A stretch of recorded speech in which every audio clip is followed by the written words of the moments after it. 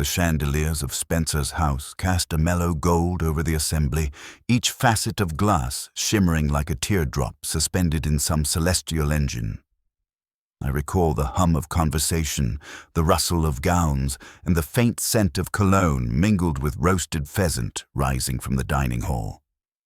Holmes stood beside me, appearing less a guest than an observer, misplaced among diplomats and dukes, his keen eyes moving from face to face as though reading a set of ciphers laid across their expressions. The evening had been arranged in honor of Lord Penderton's return from the colonies, though I suspect the true purpose was to display influence rather than celebrate it. I was adjusting my cufflink when the entire hall fell silent. A young woman, pale as a candle's dying wick, staggered into the marble foyer, clutching a torn envelope. The musician's bows froze mid-stroke. Her gloved hand trembled as she tried to speak, but only a faint rasp escaped before her knees buckled and she collapsed upon the polished floor. Holmes was already moving before the first gasp arose from the guests. He knelt, lifted her wrist, and angled her face toward the light. There was no blood, no visible wound, yet something eerie and inexplicable marked her countenance. A rigid stillness about the eyes, as though terror itself had congealed into flesh. Holmes's voice was low enough that only I heard it. "Watson, observe the fingers, stained yet not by ink nor soil, a residue, and look at the envelope. It has not been addressed by her hand." I asked whether she lived. He shook his head almost imperceptibly. Her final breath had escaped moments before she crossed the threshold. The orchestra resumed only faintly, as though attempting to drown the collective dread beneath varnished strings, but London society possesses a peculiar aversion to death that no music can soften. The envelope was pried from her stiffening fingers and handed to Holmes by a trembling footman. Without opening it, he slipped it inside his coat. "We must depart," he murmured. "There are footprints outside that will not survive another carriage." As we stepped into the cool night, the lamps of Eaton Square burned like distant watchful eyes, and the shadows crept along the paving stones in shapes that felt too deliberate to be chance. If you are hearing this recounted now, it is because the case would not allow itself to rest in memory. It demands witnesses, and in you, perhaps it has found them. Now, let us proceed. The evening at Spencer's house in Eaton Square begins as a study in privilege and polish. Watson, invited as a medical man of some renown, accompanies Holmes, who moves through the crowd as a quiet barometer of concealed motives. The gaslight over gilt mirrors, the soft murmur of political gossip, and the clink of glass form a surface calm that feels almost too carefully arranged. Into this carefully tuned harmony staggers a young woman in pale attire, clutching a torn envelope whose seal has been broken and clumsily smoothed. She collapses at the threshold, dead within moments, without visible wound. Holmes's rapid examination reveals resin-like stains on her fingertips and a curious rigidity around her eyes, as though fear itself had hardened her features. Lord Penderton, the guest of honor, is conspicuously absent from the immediate fray, and those who know him seem more troubled by the scandal than the corpse. Holmes quietly pockets the envelope and draws Watson away, insisting they leave before grief has time to rehearse its poses. As they step out into Eaton Square, with its fine fronts and watching windows, Watson feels that the lamps themselves are complicit, throwing light only where it is safe for society to look. Chapter 2. A house where servants whisper. At dawn, Holmes and Watson present themselves at Lord Penderton's residence under the pretext of medical certification and discreet consultation. The house bears an immaculate facade, yet inside, the servants carry a strain in their voices that no drill can entirely conceal. Lady Penderton receives them with controlled courtesy, pretending to know nothing of the dead woman, insisting the previous night's incident must be regarded as a tragic intrusion unconnected with her household. Holmes, with apparent gentleness, asks leave to verify that no guest went missing or unaccounted for. While she hesitates, Watson observes a footman whose eyes flicker whenever the entrance hall is mentioned. Outside, Holmes lingers by the iron gate, where he discovers a shred of pale fabric caught in the metal and the faint trace of unfamiliar perfume mingled with resin. Within the house, a study locked until that morning now stands open. Its walls are lined with maps of colonial territories and shipping routes, the ink still fresh in places. Holmes's gaze rests upon an untouched decanter and a second glass bearing recent marks, beside ash from a foreign cigar. Behind a framed engraving, he finds a narrow ledger. The earliest entry is dated 2 days prior and mentions Eaton Square in a fashion that does not resemble any ordinary household account. Chapter 3. The Ledger of Shadows. Back at Baker Street, Holmes spreads the ledger upon the table as though it were a cadaver awaiting dissection. Each page contains 3 elements: a London location, a sum of money written without currency sign, and a small symbol that changes from line to line. No names appear, as though identity were an inconvenience to be discarded. Watson, recalling murmurs among former comrades of strange shipments and private consignments from distant territories, sees in the ledger a skeleton of such rumors fleshed with numbers. Holmes subjects one corner of the page to delicate chemical treatment and detects traces of the same foreign resin found on the dead woman's fingers, suggesting that she handled it for some time. As dusk falls outside Baker Street, the light in the sitting room deepens, and Holmes's temper grows more restless. A knock interrupts their study. A messenger delivers a telegram, addressed to no person, only to the address itself. Baker Street. Its message is brief and unnerving, commanding that something be returned before the moon wanes, with no explanation of what was taken. Holmes burns the outer envelope but examines the ashes, remarking to Watson that even the paper carries a faint incense-like note uncommon in England. He resolves to visit an auction house matched to one of the ledger's symbols, certain that the next move will occur in plain sight of those who believe themselves hidden. Chapter 12. The auction in crimson velvet. Beaufort's auction hall, with its crimson draperies and veiled windows, serves as a respectable stage for transactions few would wish recorded in official ledgers. Holmes adopts the guise of a retired surveyor with colonial experience, allowing him to speak knowingly of terrains and trade. Watson plays the role of an investor seeking material tokens of distant campaigns. The hall's air is thick with the quiet vanity of men who like to own what others ought only to remember. Items from Burma, India, and Africa are produced, each described with just enough detail to sound enticing, while concealing the chains that once bound them. When an ornate funerary vessel is brought forth, Holmes's focus sharpens. Its rim bears minute traces of the same resin, almost invisible under the gaslight. A hooded bidder in the back raises the stakes until the hammer falls, and then slips away towards a stairwell not open to the general public. Watson tries to follow but is blocked by a sudden commotion. Lord Penderton is in heated dispute with a naval officer who accuses him in low, furious tones of dishonor over an unfulfilled promise concerning the remains. The quarrel ends abruptly when the officer's color drains, his limbs stiffen, and he falls with that same peculiar stillness around his eyes.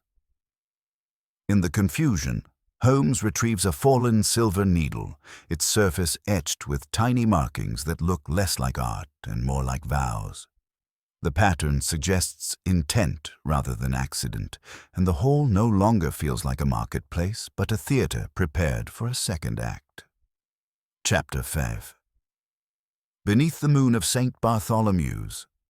The stricken officer is carried to St. Bartholomew's, where the stark whiteness of hospital walls offers little comfort against the suggestion that something unseen is moving through London society.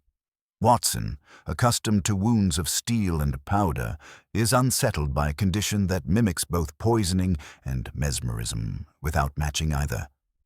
The man lies, with eyes half open, breath shallow, and muscles held in a grotesque semblance of repose. Holmes watches every twitch, timing each change with almost painful attention, as if expecting a pattern to reveal itself. When the officer rallies for a brief moment, his few words are fragmented and disturbing, referring to a keeper who has not returned and to promises made over sacred guardianship. He hints that Penderton dealt with people who do not measure debts in coin alone. His voice fails before clarity arrives, leaving only an impression of something older than British law. Holmes finds, tucked inside the man's coat, a pressed flower whose petals are stiff with resin, identical to the traces seen before. Watson feels the first stirrings of unease that the case might touch not merely crime, but belief. As they leave the ward, the moon hangs over the hospital roof, thin and watchful, and Holmes remarks that someone has chosen messengers whose deaths are as pointed as any letter. Chapter 6. The lanterns over the Thames. Holmes leads Watson to the river, where London's veins of commerce throb beneath a mask of casual bustle. Manifest lists, when examined with the right inducement, reveal a pattern of unregistered consignments linked to Penderton and a small circle of associates. The goods are vaguely described as ceramic holdings and funerary ornaments, accompanied by symbols that echo those in the ledger. On the damp planks of the wharf, with lanterns swinging over the dark water, Holmes crouches beside a crate marked for a private warehouse in Eaton Square. Its surface bears smears of resin and a design reminiscent of the Silver Needle's markings. When a low whistle is heard nearby, Holmes motions Watson into shadow. Across the way, a cloaked figure watches them with stillness that suggests observation rather than fear. Before they can give chase, the figure melts into the deeper gloom near a moored schooner bearing a foreign name that has been crudely painted over. The sudden flare of fire from stacked crates forces them back, and the glow of burning timber turns the river into a rippling sheet of brass. Police approach, drawn by the blaze, and Holmes pulls Watson away, remarking that whoever set the fire wishes to erase a trail, yet chose a spectacle grand enough to be remembered. The river, he insists, has already carried part of the story beyond their reach. Chapter 7. The House of Forgotten Gods. Holmes's inquiries lead him and Watson to a discreet townhouse near Bloomsbury, known among a small circle as a place where collectors of belief gather. There, under the pretext of interest in comparative ritual practices, Holmes gains access to a private room lined not only with artifacts, but with carefully curated fragments of stories about them. A visiting scholar from the colonies, his accent difficult to place, speaks with cold restraint of burial customs violated for profit. He never names Penderton outright, yet every oblique reference points in that direction. Watson senses that what is not spoken weighs heavier than what is. A collection of carved masks and talismans, displayed as curiosities, includes a small fragment bearing the same symbol as the ledger's most recent entry. The scholar suggests, without explicit accusation, that certain London gentlemen treated sworn guardians as intermediaries to be bought, rather than as keepers of vows. Holmes listens in silence, his eyes narrowed, as the man hints that the embalming resin belongs to an order tasked with ensuring that some dead remain undisturbed for reasons both practical and spiritual. Whether those reasons are superstition or foresight remains unclear. When they depart, the scholar warns Watson quietly that the dead travel badly when torn from their proper roads. The remark leaves Watson wondering whether this is mere metaphor or a doctrine held with dangerous seriousness. Chapter 8. The Night Procession in Eaton Square. Strange whispers begin to circulate among the servants' entrances and cab ranks of Eaton Square. Night watchmen speak of a small group moving through the square at unfashionable hours, bearing no lamps of their own, yet walking as if guided by an inner map. Holmes decides they must observe rather than confront, and he and Watson take up position in a nearby lodging with a clear view of Pendleton's residence. The square by night has a different character, its gas lamps turning the fronts of houses into fixed faces and the cobblestones into dark teeth. Around midnight, a silent procession appears, 3 cloaked figures and a 4th carrying a small chest. They pause beneath the very lamp whose light first fell upon the dead woman, as though honoring an invisible marker. Holmes notes the way they incline their heads, neither in Christian prayer nor any familiar salute. The chest is delivered not to Pendleton's door, but to a basement tradesman's entrance 2 houses away. From within that house, faint chanting rises, barely audible above the distant rattle of late hansom cabs. Watson feels a tension between his training and his senses, unsure whether to define the scene as conspiracy or vigil. The figures depart as discreetly as they arrived, leaving behind nothing but a sense that Eaton Square's respectability is now merely a curtain. Chapter 9. The chamber under the crypt lantern. Following the trail from the neighboring house, Holmes and Watson trace its ownership to a quiet clergyman who oversees a small chapel near the river. Under the pretext of interest in parish records, they gain access to the building's crypt. There, beneath a single hanging lantern, they discover a concealed chamber partially hewn from older stone. Shelves along the walls hold objects wrapped in cloth steeped with the familiar resin, each resting with deliberate care. Among them, Holmes identifies items listed in the ledger, suggesting that some portion of the stolen funerary pieces has been reclaimed and hidden by unknown hands. The clergyman's explanations falter when Holmes presses him. He admits to guardians who visit irregularly, insisting they seek only to restore what was taken, not to harm. Yet the deaths in Eaton Square and at the auction hall contradict this gentle picture. Watson, moved by the atmosphere of the chamber, feels as though he has stepped into a place where law and custom overlap but do not entirely agree. The line between atonement and intimidation blurs. Holmes finds, on a central table, an incomplete set of entries matching the ledger, altered in a different hand, as if someone attempted to undo the record. The detective's gaze hardens, and he remarks that someone in Eaton Square is trying to purchase absolution with half measures. Chapter X. The Price of Returning the Dead. In the final unraveling, the connections between Pendleton, the Guardians, and the dead messengers are brought into harsh light. Holmes reconstructs the sequence. An arrangement to acquire sacred funerary vessels under false pretenses, a broken promise to return what was lent, and a desperate attempt by those wronged to reclaim their charge in a city that understands money, but not vows. The dead woman at Spencer's house is revealed through letters and witness recollections to have been a go-between whose conscience faltered. She tried to bring the ledger and its truth into public view, but misjudged how far some would go to preserve both reputation and ritual. The resin and the needles proved to be tools of paralysis, not designed to kill, but misused in hands more zealous or more careless than intended. Whether the deaths are deliberate acts or tragic excesses remains open to interpretation, and Holmes himself declines to settle the question entirely. Pendleton faces consequences in the only court that can truly touch him, that of reputation and influence, stripped away with quiet speed. The Guardians withdraw without formal victory, leaving behind a London that will forget the details, but remember the unease.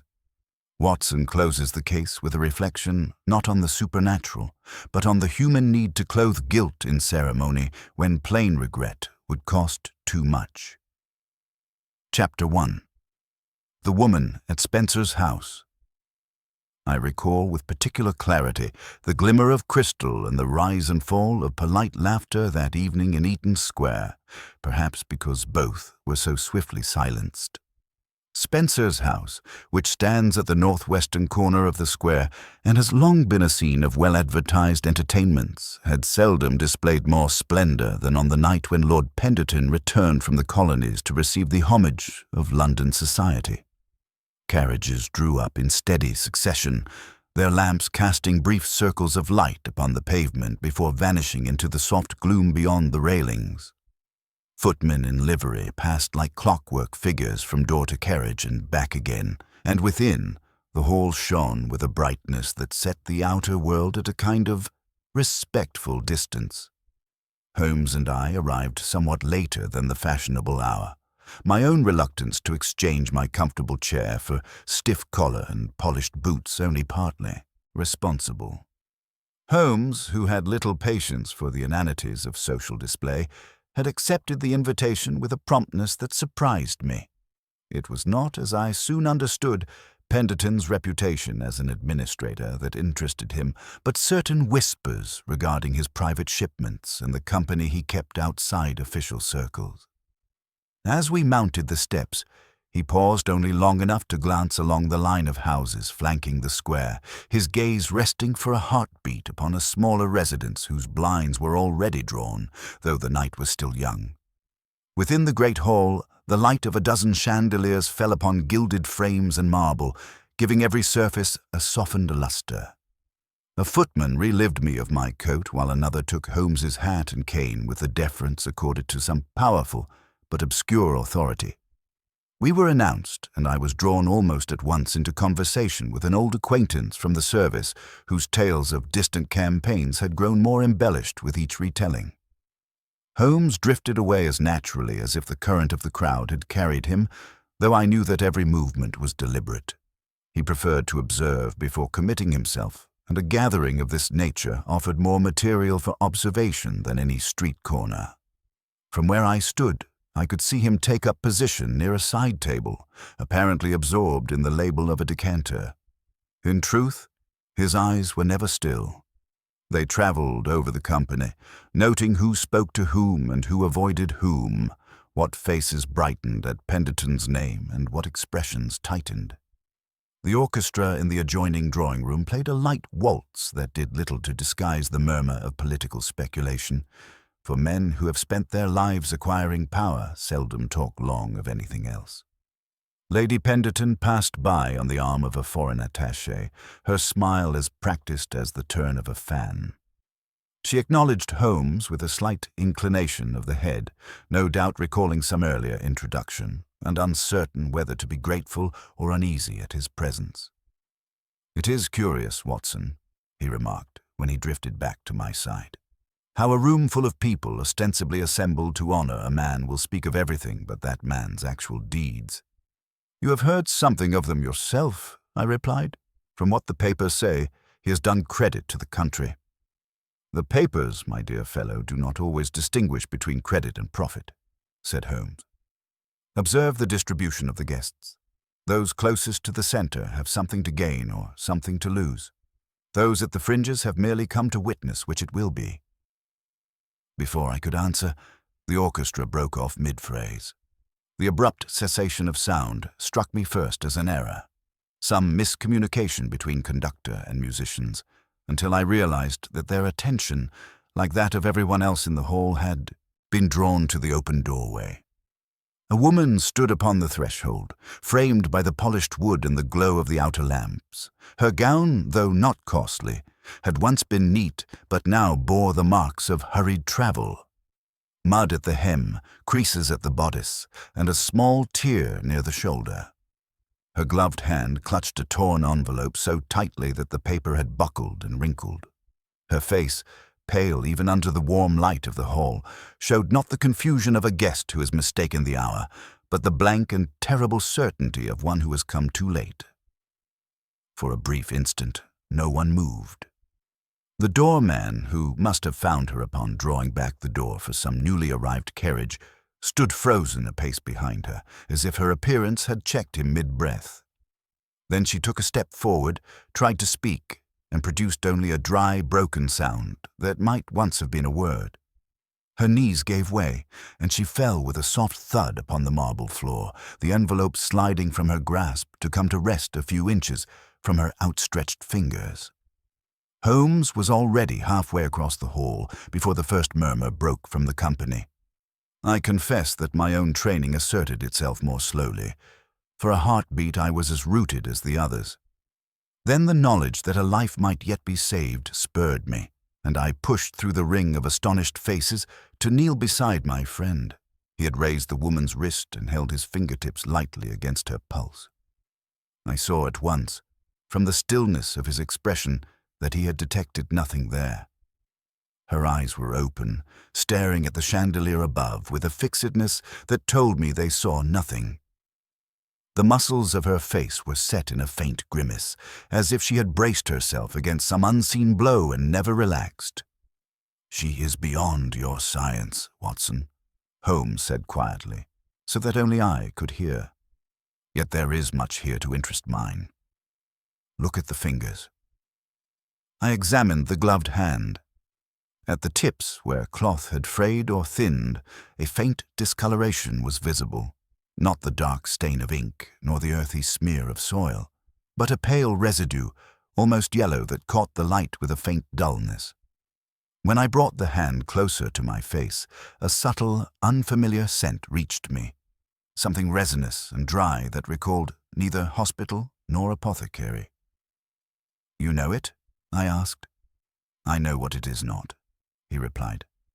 "Not any poison commonly held in London, nor any substance likely to be encountered by chance. The residue appears also upon the envelope. Do you see?" He indicated the torn paper lying near her hand.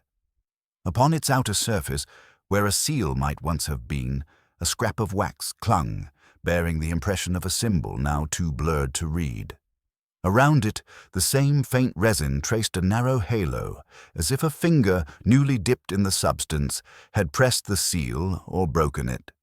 By now, the assembled guests had recovered enough composure to express their distress in whispers.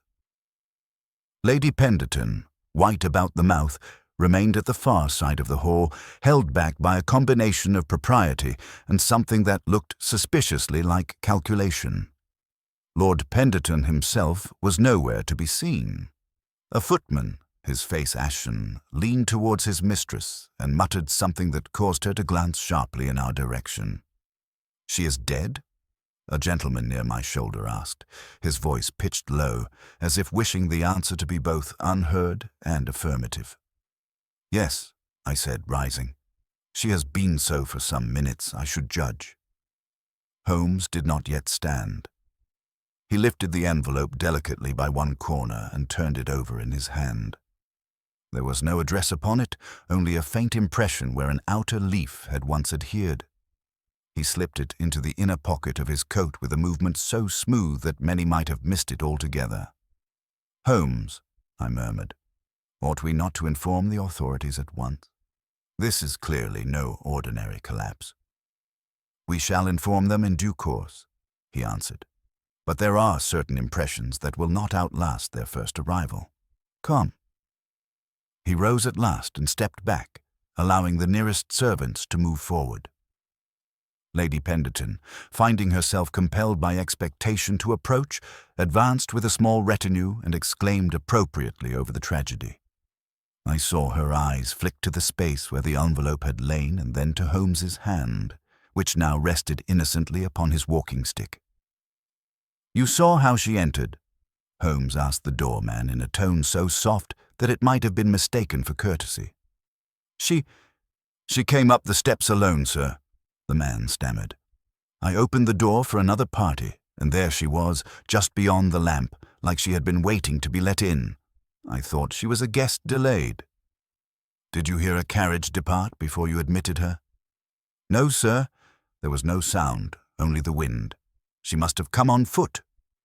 Holmes's eyes narrowed slightly. The wind, I could attest, had not been strong enough to account for the disordered state of her gown. He filed the inconsistency away without comment, then turned to me. "We have learnt all that can be learnt from this room for the present," he said. "The rest lies outside." I was about to protest that the body, the company, and the impending scandal surely demanded our presence when he caught my eye with a look I knew well. It conveyed that he had already formed some provisional theory, and that any delay might cost us the trace needed to prove it. Reluctantly, I nodded. We made our way towards the door, passing Lord Penderton himself as he entered from a side corridor. His face bore an expression of vexed concern rather than grief. He offered the briefest inclination of the head to Holmes, whose own bow was almost imperceptible. Neither man spoke. It seemed to me that some prior knowledge passed between them, though I could not have said whether it was shared. Outside, the air of Eaton Square felt cooler than it ought, given the season. The gas lamps along the railings cast soft pools of light upon the pavement, leaving stretches of shadow between them like unwritten lines between paragraphs. Holmes paused at the top of the steps and looked down, not at the waiting carriages, but at the flagstones. "Here, Watson," he said. "Observe." At the foot of the steps, within the outer circle of lamplight, a series of faint marks marred the otherwise clean surface of the stone. To an untrained eye they might have been dismissed as ordinary grime, but Holmes indicated the irregularity of the pattern. 2 prints close together, then a pause, then 2 more, as if someone had halted, steadied themselves, and continued. "The marks are light," he said, "yet distinct enough." Our visitor came in haste and with difficulty. See how the toes drag slightly. She had already begun to fail before she reached the house. "Then why did she not fall sooner?" I asked. "Because," he replied, "something compelled her to cross that threshold before she allowed herself to fall. Whether it was duty, fear, or the hope of being heard, we shall discover. Come, there is still a trace beyond the railings, though it will not last until morning." We descended to the pavement, and Holmes led the way along the edge of the square, occasionally stooping to touch the stones or the lower bars of the rail. At one point, he paused to pick up a sliver of fabric caught upon the iron of the boundary. It matched the tear at the woman's shoulder, and upon it clung a breath of that same dry, resinous scent. "She paused here," he murmured, more to himself than to me. "Perhaps to gather her strength, perhaps to look back. Note the angle of the tear. It was made in haste, not in struggle. She did not flee from anyone here. She fled to someone.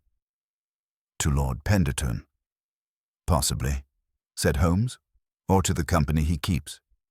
In either case, the house is not yet ready to tell us the truth. We must catch the story while it is still out of doors." We had reached the corner of the square when he halted again and looked towards the center, where a small railed garden lay in comparative darkness. Only a single lamp shone there, its light falling upon a bench and a narrow path of gravel. "Do you notice," he said quietly, "how that lamp throws its light not towards the public path, but inward, upon the grass?" I admitted I had not. "It was beneath such a lamp," he went on, "that our visitor seems to have tarried. The marks lead there and return. She circled the square before she entered the house, as if measuring the courage required. There may be more to learn from the garden than from the drawing-room." I shivered, though the night was not cold. There was something in the idea of a dying woman pacing under that mild, indifferent glow before stepping into the brilliance of Spencer's house and her own collapse that troubled me more deeply than any battlefield death. The former had the air of a private decision, the latter of a public statement whose meaning we had yet to decipher. "If you are resolved upon this path, Holmes," I said, "then you know you have my company." "Your company," he replied with a faint smile, "is part of my calculation, Watson. Come. We will walk once around this square under its own gaslight, and then we shall see whether it is the living or the dead who direct us next." The dawn that followed our night in Eaton Square rose not with triumphant gold, but with the hesitant pallor of a city that prefers to wake slowly. I slept little, haunted not by the woman's face, tragic though it was, but by Holmes's manner as we left Spencer's house. He had fallen into that particular silence of his, deep yet restless, as though thoughts swarmed around him too swiftly to be trapped in words. When I awoke to find him standing by the window, coat already buttoned and eyes fixed upon the faint glow of gas lamps extinguishing in the street below, I knew he had not slept at all. "We shall pay a visit to Lord Penderton's residence this morning," he said without turning. "Not by invitation, by necessity." I reminded him that calling so soon after a death might be considered intrusive. He waved my concern aside with a gesture that managed impatience without discourtesy. "The living prefer to shape tragedy to their advantage," he replied, "but the truth reveals itself most readily before they have time to rehearse their parts. If we are lucky, we arrive before the curtains are drawn." We set out while tradesmen's carts still rattled over wet cobblestones and milkmen made their way along the terraced streets. The air bore that distinct London blend of damp coal smoke and distant bakeries warming their ovens for the day's bread. Holmes walked briskly, though not in a straight line. He paused now and again to examine footprints left in soft earth beside garden railings or to scan the rooftops for windows left open despite the morning chill. These details meant little to me in isolation, but Holmes's focus suggested he sought a continuity of evidence, an unbroken thread between the square at midnight and the households that now pretended ignorance of the event. Lord Penderton's residence, when we reached it, presented a face of impeccable propriety. The townhouse stood tall and pale against the morning sky, its windows shuttered on the upper floors, its brass knocker freshly polished.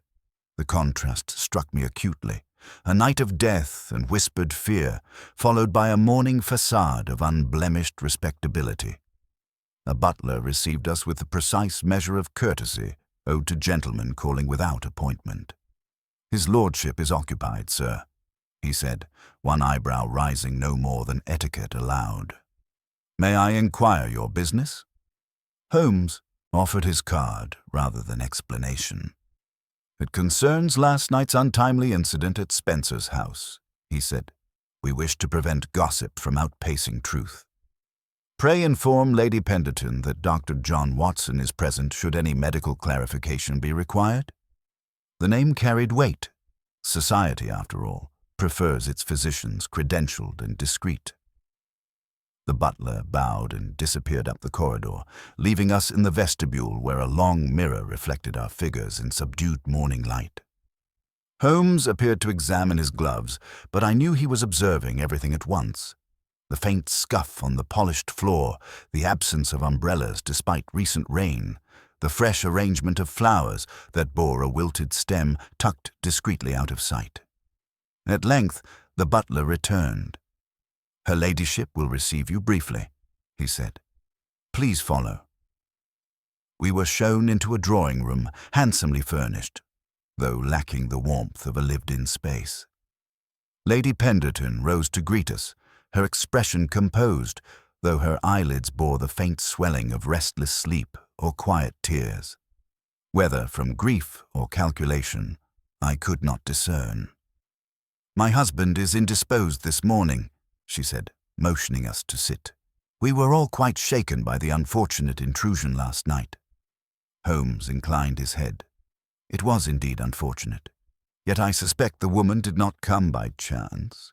She seemed driven by purpose even in her final moments. Lady Penderton's fingers tightened on the arm of her chair. "I assure you," she replied, "no person of her description was invited. Had we known she was in distress, aid would have been summoned at once. But such matters are best left to the authorities and to the family, if any can be found." "That assumes she acted alone," Holmes said lightly. "Do you believe she had no companions?" There was the briefest pause before she replied. "I know of none." It was neither denial nor affirmation. It was a statement designed to leave precisely the correct amount of doubt.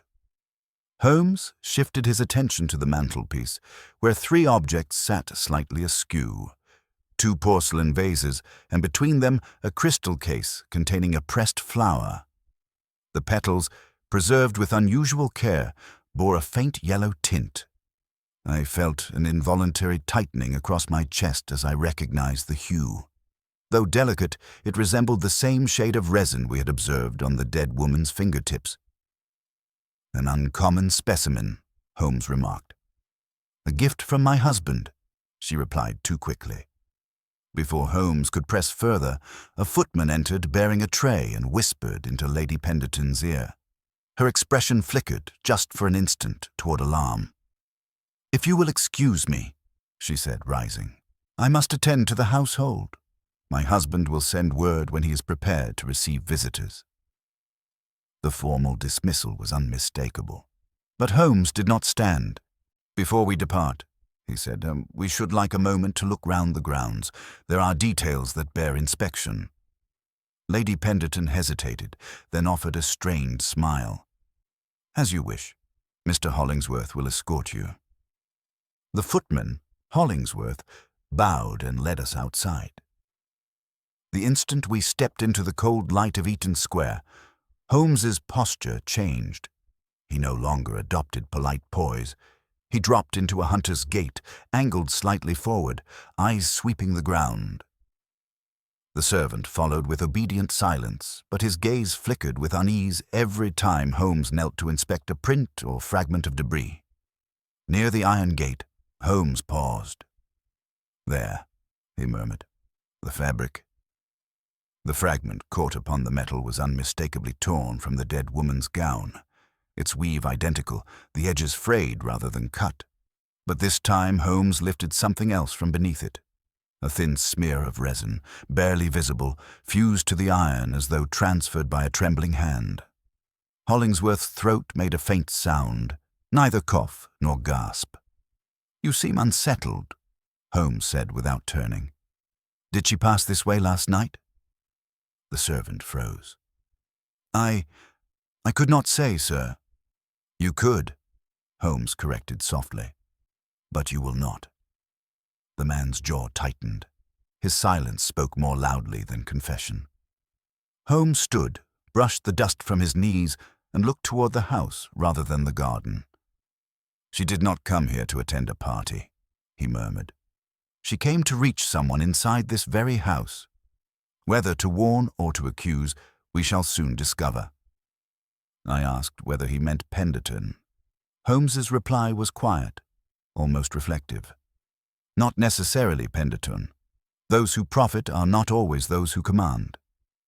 A carriage rolled past, wheels hissing on damp stones, and the wind carried a faint trace of that resinous scent I was beginning to dread.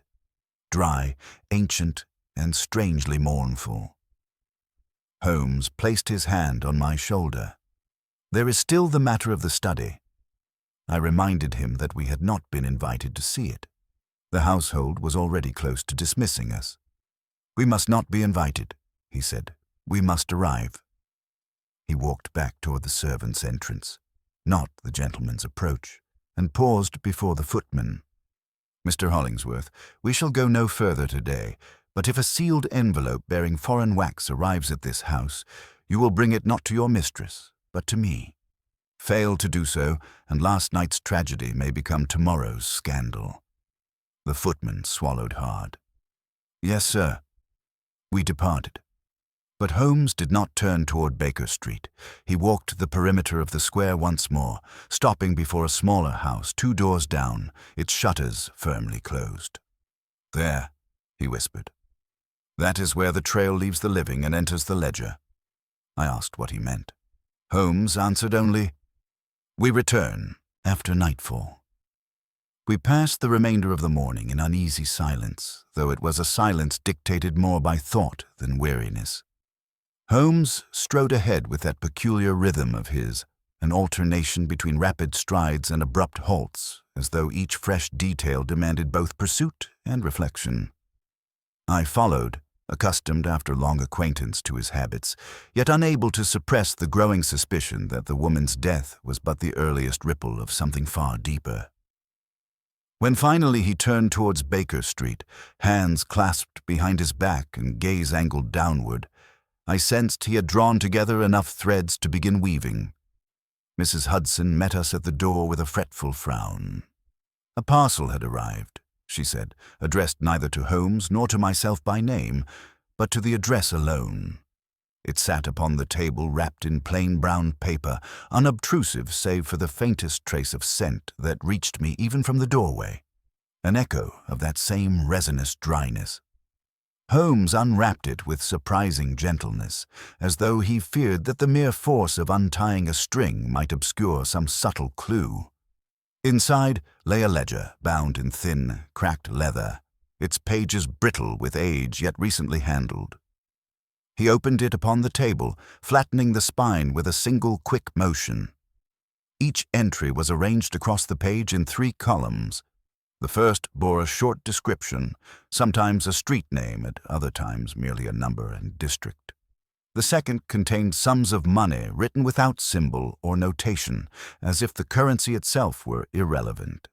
The third column held a symbol, unique to each line, drawn with deliberate strokes rather than hurried scribbles. Some resembled crude hieroglyphs, others abstract sigils that suggested geometry rather than language. No names appeared anywhere, neither buyers nor sellers, neither recipient nor benefactor. It was a ledger meant to record without revealing. Holmes bent low, inspecting the paper grain itself. "The watermarks indicate recent manufacture," he murmured. "Yet the binding imitates a style nearly half a century outdated. This book was crafted to appear old, but not merely for show. Someone wished it to look historical while remaining portable." I examined the ink, noting the varying density of strokes.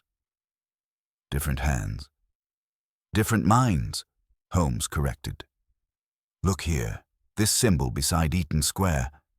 He pointed to a small mark, no more than a curved line intersected by a triangle. "It appears only once, and the date beside it corresponds to the day before last night's event." "And the payment?" I asked. Holmes tapped the figure written beside it. "Large enough to purchase silence, too small to redeem guilt." He turned the page, running a finger along the margin where a faint abrasion marred the parchment. "This corner has been rubbed against something rough. Cloth, perhaps, or stone. And here, see?" He raised the book to the light, revealing a minute trace of yellow-brown residue pressed into the fibers. "The resin again," I said. "Precisely. The book traveled with the woman or with someone who handled her recently. It may well be the very object she sought to deliver." I felt a shudder at the notion that this ledger might have been the purpose of her final desperate steps toward Spencer's house, that her collapse was not the end of her journey but its violent interruption. The pages felt suddenly weighty, as though holding more than mere commerce, perhaps confessions written in arithmetic rather than words. Holmes fetched several volumes from his private index, including catalogues of foreign ports and shipping routes.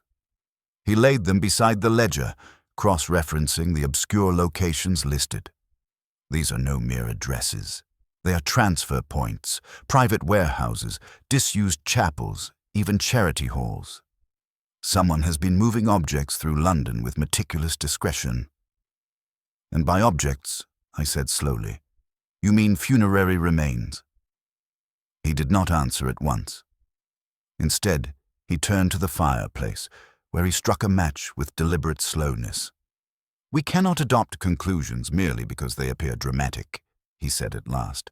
"Yet every indication points to the illicit removal of relics from ancient graves, objects that were not sold but borrowed under false pretenses." The flame flickered in his eyes as he added, "And borrowed things often require their lender." Before I could press him further, a sharp knock sounded at the door. Mrs. Hudson, startled, hurried to answer.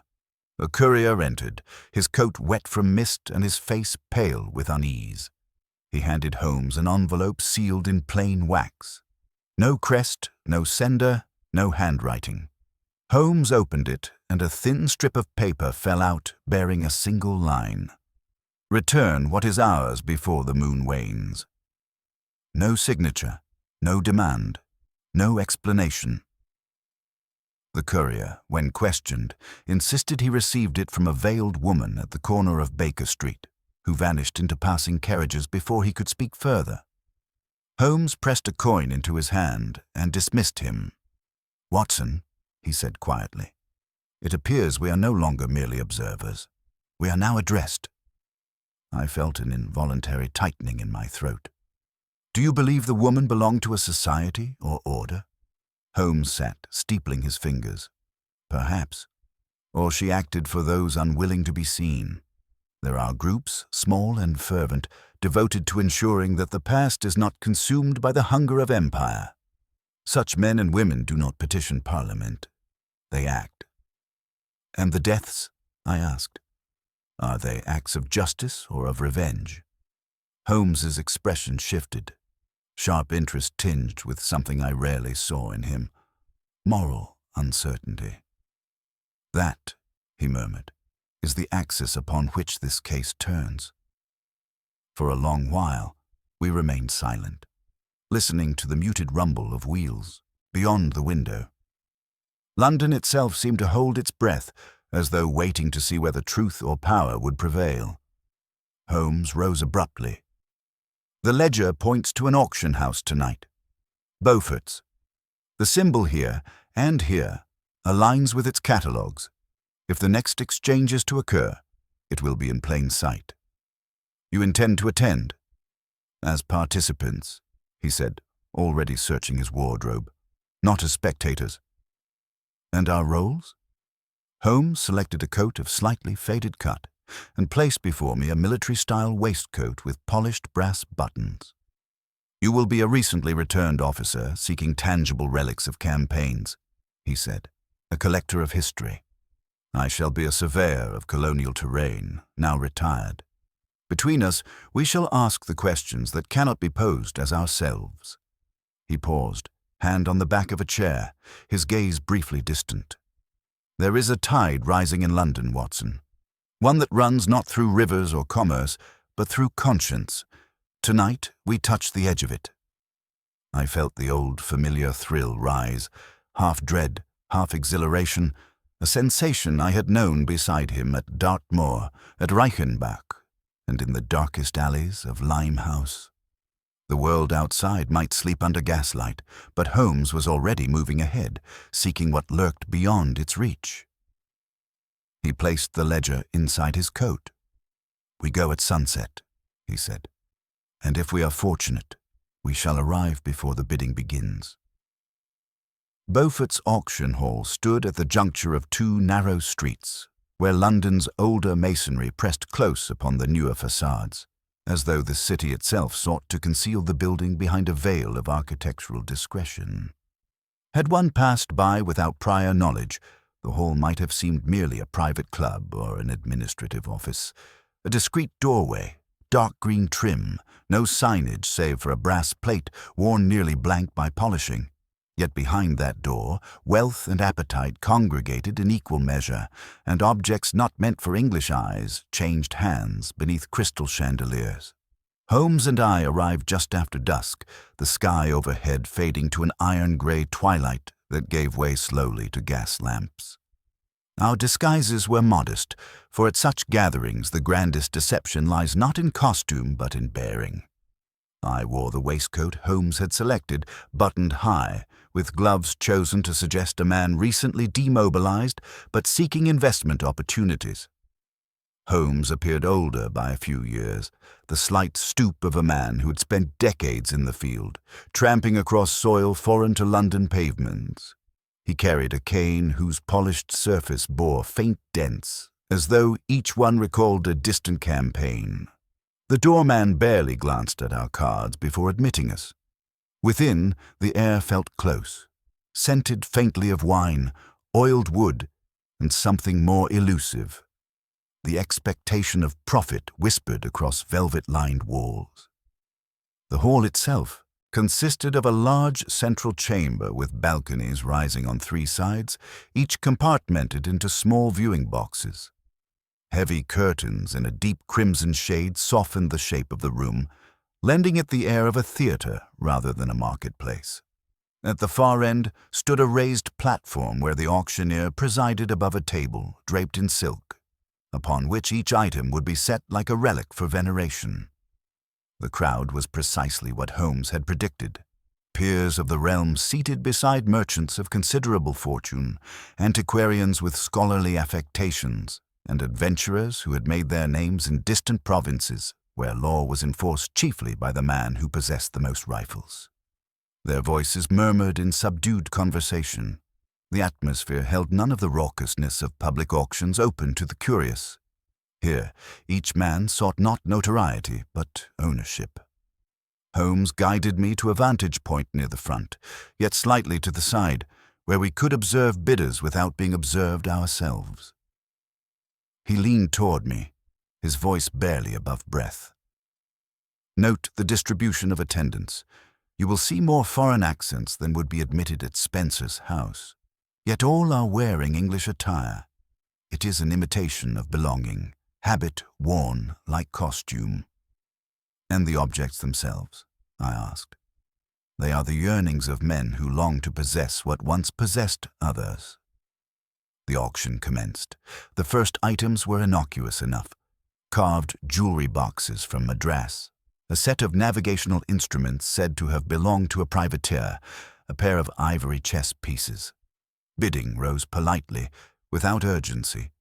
It was only when a lacquered chest was brought forth, its sides etched with symbols resembling the ledgers, that the air in the hall changed. The crowd leaned forward collectively, and the murmurs diminished to a hush. The auctioneer, a thin man with a voice of silken authority, introduced the item as a ceremonial container from the highlands east of Mandalay. Provenance unspecified. Holmes leaned forward slightly, though his expression remained composed. I recognized the look, not eagerness, but confirmation. The resinous scent I'd begun to dread lingered faintly around the chest, as though it exhaled memory. The bidding rose swiftly. A gentleman in naval dress offered a sum that would have purchased a townhouse in Kensington. An elderly scholar countered, his voice trembling with more than age. But it was the hooded figure in the rear, silent until now, who commanded the room. Without raising his hand, he inclined his head a fraction, and the auctioneer acknowledged his bid with surprising haste as though expecting it. Holmes's eyes narrowed. That man has not come to acquire, Watson. He has come to retrieve. Before I could reply, Lord Penderton entered through a side door. He wore evening dress, but no signs of gaiety. There was a tightness about his chin, a guardedness in his stride. He did not take a seat, but instead approached the naval officer from behind and spoke in low, clipped tones. "We agreed upon a timetable," Penderton hissed. "You were to wait until next month." The officer turned, color rising in his cheeks. "I kept my promises until your associates altered theirs." Their exchange deepened in volume, though still concealed beneath the rising tension of the hall. "You misunderstand the arrangement," Penderton snapped. "I serve interests beyond your petty career. Interfere again, and you may find—" He broke off suddenly, one hand clutching the officer's arm. The officer staggered, eyes widening as if struck by a force wholly internal. His limbs stiffened, fingers curling into a grotesque imitation of prayer. He gasped once, not in pain, but in effort, attempting to speak a warning. Holmes and I pushed forward, arriving just as the officer collapsed. I knelt beside him, feeling for pulse. His eyes stared upward, fixed and glassy, yet alive with something like terror. His breath came shallowly, controlled not by the will of his body, but by whatever seized him. "It is the same," I whispered. "The same paralysis as the woman." Holmes nodded grimly, then cast his gaze toward the floor. A thin silver object gleamed near the officer's hand. The needle. Holmes retrieved it in a swift movement, shielding it from view with his coat. Etchings covered its length, not words, not symbols, but strokes that felt like commandments. The needle's point bore a residue of faint yellow resin.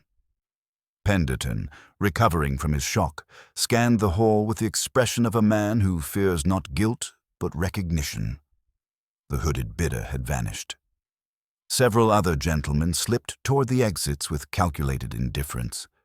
The auctioneer signaled for calm, insisting the officer had merely fainted. Yet the room no longer held the air of commerce. It held the tension of a stage where the actors had forgotten their lines. Holmes leaned close. "We depart." "Without the chest?" I asked. "The chest is not the message," he replied. "It is the argument. We have the rebuttal." As we made our way toward the exit, Holmes paused only once, to lift a single crushed petal from the floor, likely fallen from the chest when it was carried across the stage. The petals, stiff with resin, emitted that same mournful scent. Outside, the night had deepened. The gas lamps glowed dimly, their halos suffused with a thin, drifting vapor that could have been fog or smoke from unseen chimneys. Holmes held the needle up to the lamplight, his eyes reflecting the metal's cold sheen. "This device, Watson, is meant to immobilize, not kill. Yet in unsteady hands, the difference between stillness and death becomes perilously thin." "And the officer?" "He lives," Holmes said. "But he speaks now only if allowed." We stood in silence, listening to the muffled sounds of the auction, continuing behind heavy doors, each bid echoing like a drum beat in some ancient ceremony. Holmes turned to me with sudden resolve. "Tonight we witnessed collection," he said. "Tomorrow we shall seek intent." He placed the needle beside the ledger in his coat, sealing the two pieces of evidence together like linked verses of a single scripture. The trail now leads somewhere no auctioneer would dare follow. He began walking, his coat trailing behind him like a shadow. "And where is that?" I asked. Holmes did not look back. "To the living who serve the dead." We followed the cab bearing the stricken officer to St. Bartholomew's Hospital, though not so closely as to provoke suspicion. The night had settled into one of those peculiar London silences wherein the city seems to withdraw from its own streets, leaving only the echo of hoofbeats and the hiss of wheels upon damp stones. The moon, pale and thin, hovered low among the rooftops, as though reluctant to bear witness to what was unfolding beneath it. When the carriage drew up to the hospital gate, attendants hurried the officer inside, prompted more by his uniform than by compassion. The institution had seen enough wartime casualties to recognize a man close to death. Holmes and I passed through the doors moments later. The interior smelled of carbolic, soap, and the milder despair of chronic suffering.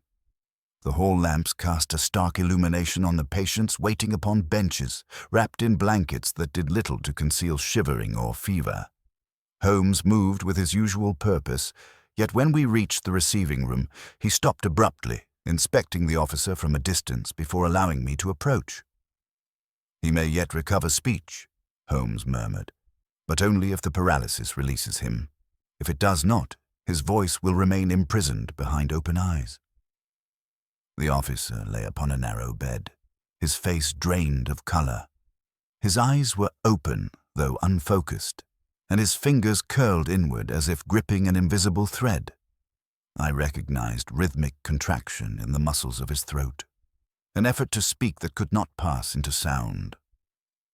A nurse checked his pulse, frowning with professional confusion. "It is not apoplexy," she said, "nor any fever. The body is rigid, but the heart beats strongly." "Has he been dosed with any opiate?" I asked. "None since arrival." Holmes stepped closer, ignoring the nurse's uncertain glance, and leaned so near that his hair nearly brushed the officer's cheek. "He is listening," he said softly, "whether to us or to someone we do not see." I examined the officer more closely, lifting his hand to check the stiffness of the joints. The skin beneath the nails bore a faint tint of yellow, the same hue that clung to the dead woman's fingertips. I turned the man's wrist and traced a line along his palm.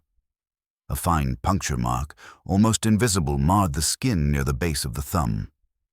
"Here," I said. "The needle entered through this point." Holmes nodded. "The angle suggests a deliberate touch, not a struggle." He did not resist. Perhaps he did not believe he needed to.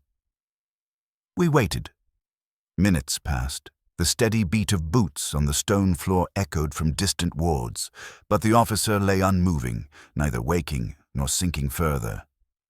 At last, his lips quivered. A breath escaped him in the faintest whisper, like wind against parchment. Holmes motioned the nurse to silence. The officer's eyes shifted, only slightly, but enough to show that he recognized us. "You may speak," Holmes said, not as command, but invitation.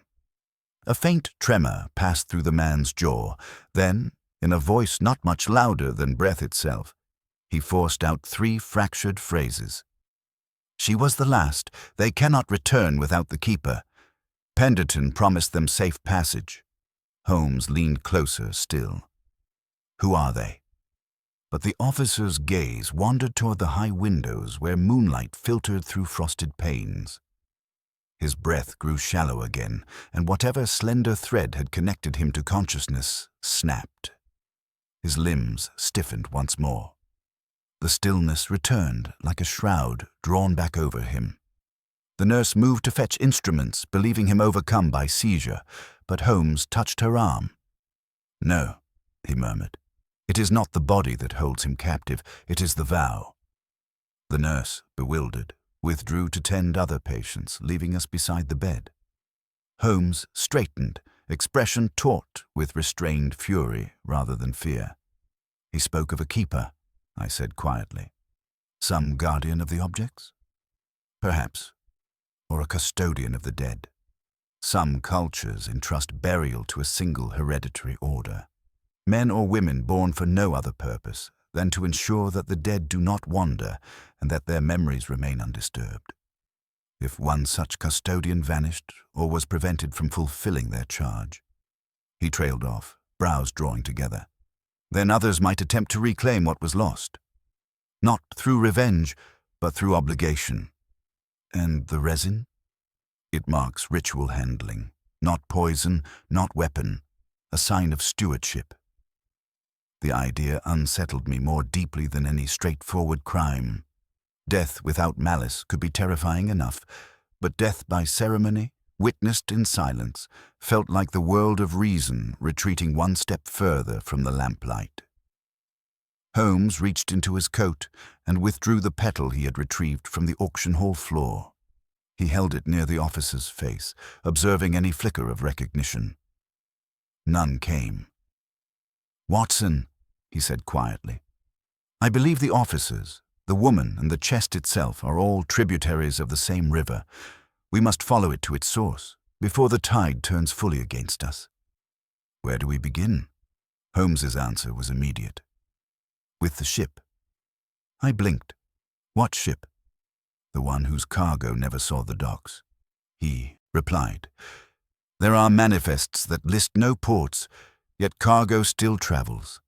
The Thames holds secrets no bank records could confess."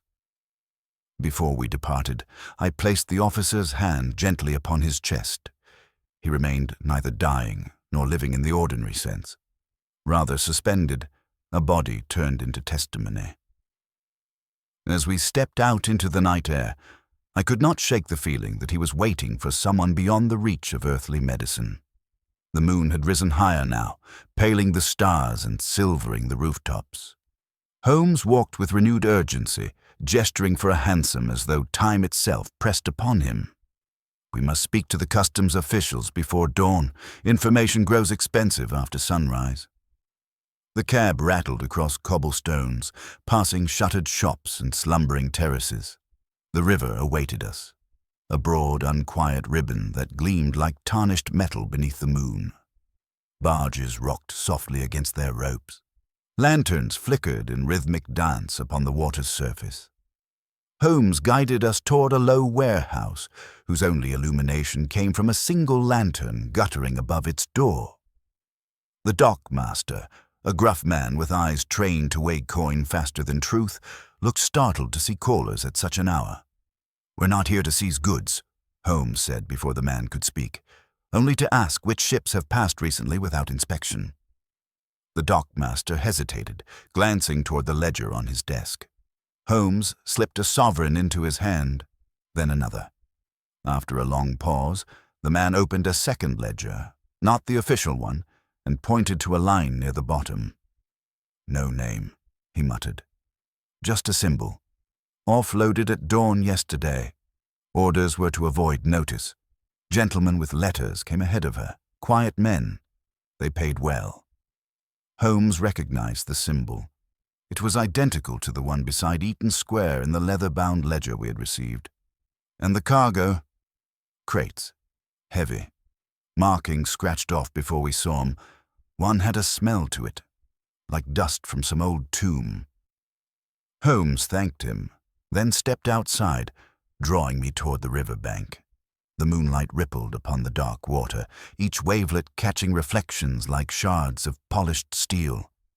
"Watson," he said softly, "London believes itself the heart of empire, yet tonight we stand upon a river where the conquered have sent their reply." A bell tolled somewhere across the city. Footsteps echoed along the wharf. Holmes turned his gaze upstream. "There is one more trail to follow," he murmured. "The Guardians have not come merely to reclaim objects. They have come to reclaim silence." "And Penderton? He has purchased influence with relics he did not own. Now the debt is being collected." A gust of cold air passed along the river, lifting coat hems and stirring the lantern's flame. Holmes looked to the skyline where church spires pierced the pale night. "Tomorrow," he said, "we visit those who speak in whispers and bury their truths beneath marble. The next clues lie not upon the water, but in the shadow of old stone."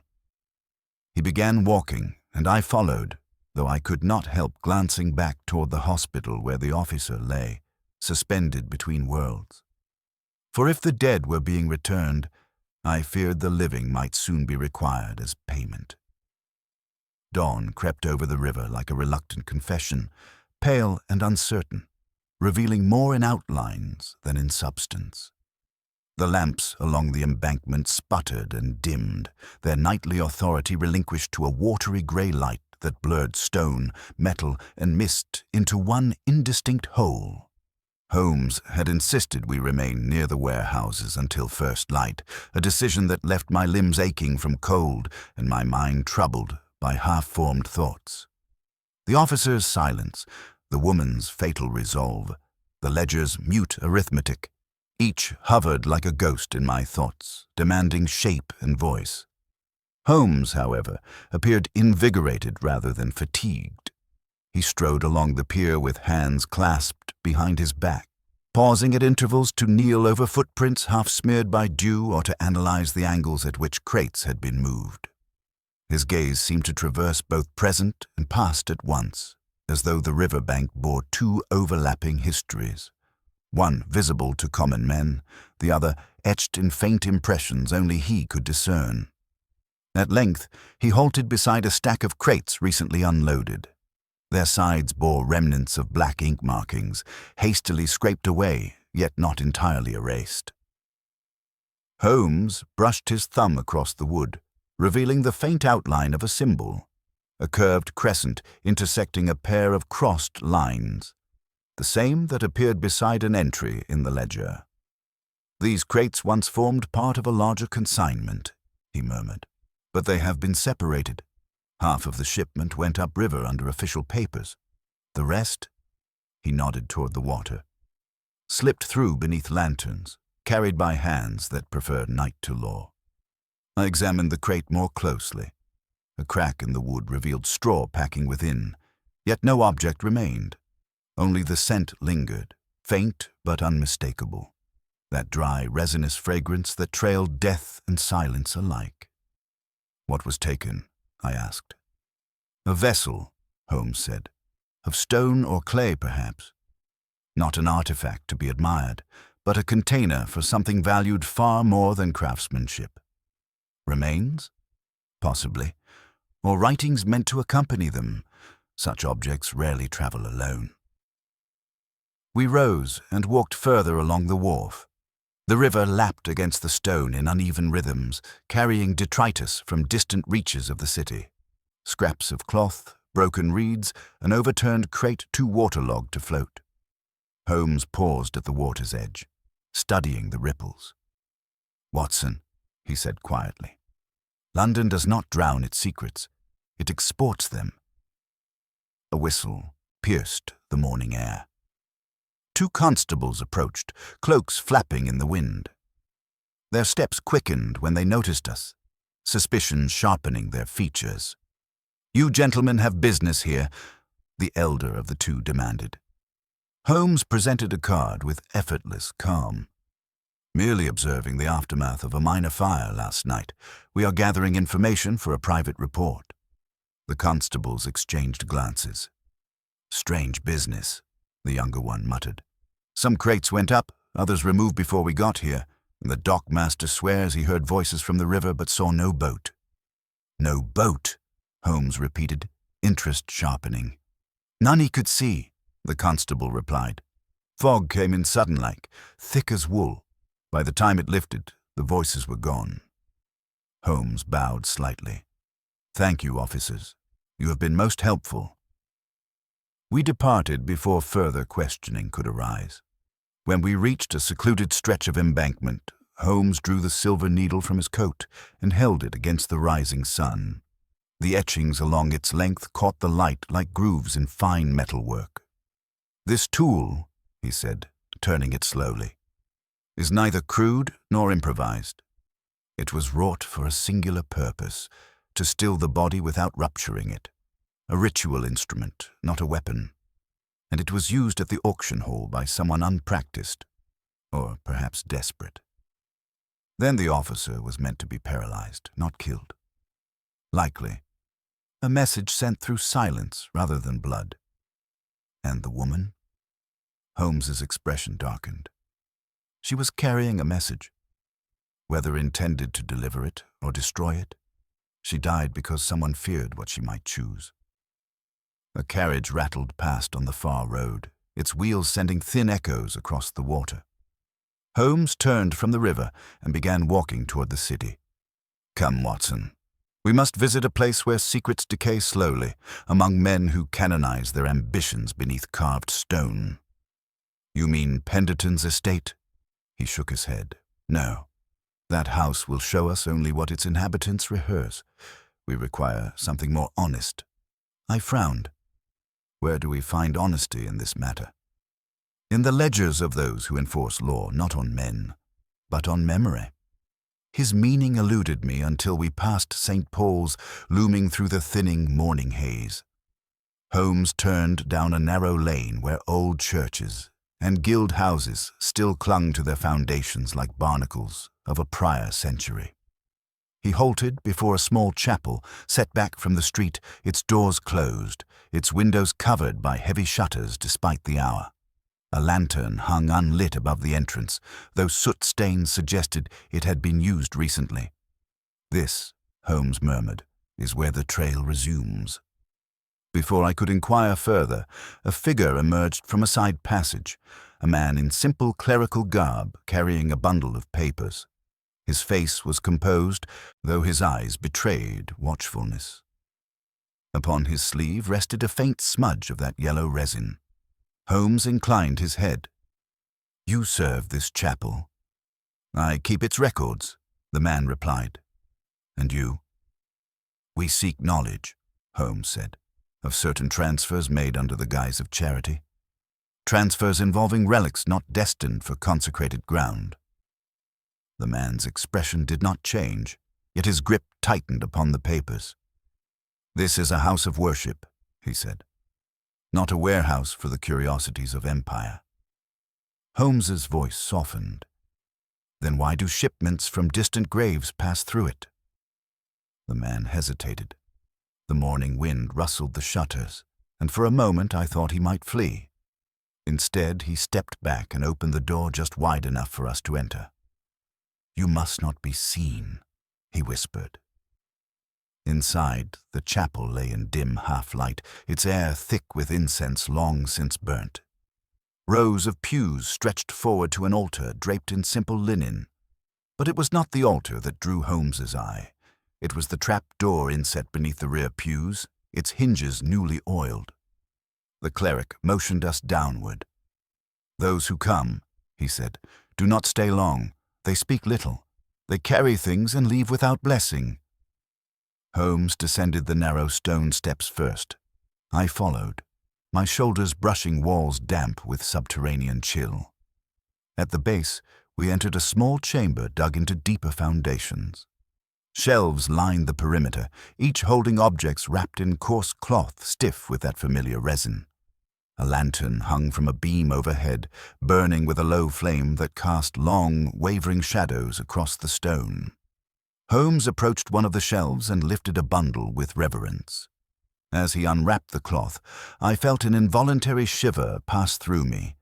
It was a fragment of pottery, curved, painted, fitted once to a vessel now incomplete.